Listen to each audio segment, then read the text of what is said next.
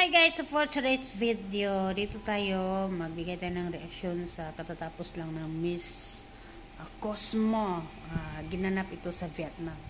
So ngayon, naghihimutok na naman itong mga pageant lover ng Philippines dahil nga ay nagbabardagulan talaga sila sa mga sa mga pages na mga comment section ngayon.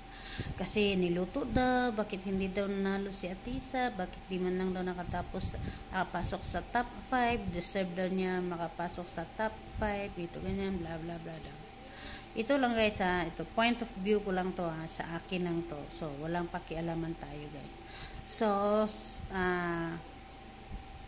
nung nag-represent si Atisa Manalo as Miss International ay naging first runner-up siya. And then after that ay sumali siyang Miss Universe Philippines, ay hindi siya nanalo pero naging Cosmo siya, Miss Cosmo. So siya yung representative ng Philippines sa Miss Cosmo na ginanap sa Vietnam.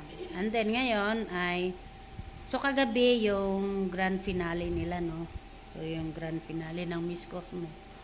And then nagtapos yung journey ni Atisa sa top 10. Hindi siya nakapasok sa top 5. So ngayon, itong mga Filipino pageant lover ay talagang nagwala ang lahat. Bakit daw, ganito ganyan, plakado daw kuno, ganyan, bla bla bla. So ito lang guys anyway guys, ganito. Si Atisa kasi, nasubaybayan na yan siya sa lahat ng mga pageant lover, ng mga candidates or mga So nanalo siya ng Miss International first runner-up. So, tapos sumali siya sa Miss Universe. So, ngayon, tiningnan na talaga yung galawan niya, yung lakad niya, yung expression ng mukha niya, yung galawan ng mukha niya, lahat-lahat, pasarila niya, lahat. So, walang nagbago, lahat, pare-pareho lang yung galawan niya. So, walang nagbago, yung expression ng mukha, yung galaw niya, basta lahat-lahat. So, kumbaga, yung mga judges doon na nakapanood at nakakakilala na kay Atisa Manalo ay nagsasawa na rin yun sa ganong mga galawan.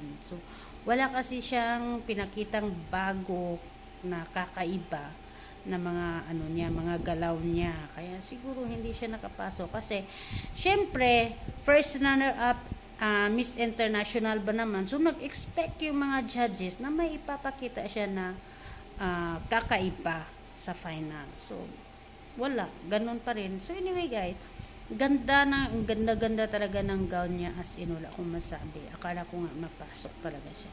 Akala ko ililigwak nila si Indonesia kasi yung gown ni Indonesia ay talagang napakadal, parang walang dating. Pero hindi ko in-expect na siya pa talaga yung unang tinawag na sabi ko lang, bakit nakapasok yung ganun ang gown? Kasi 'di ba pag ganun top 10 sila, 'di ba? Magbaback to zero 'yun sila, 'di ba? So ngayon yung judging nila doon ay kung paano nila irarampa yung kanilang gown para sa final. So ngayon sabi ko, ang pangit naman ang gown ni Indonesia pero nakapasok siya. Siguro mayroon siyang ginawang kakaiba talaga na nabighani yung mga judges. Si Atisa kasi ganun pa rin yung galawan niya, yung ganun lang, walang nagbago, kaya siguro nagsawa yung mga judges. Kaya, yun na.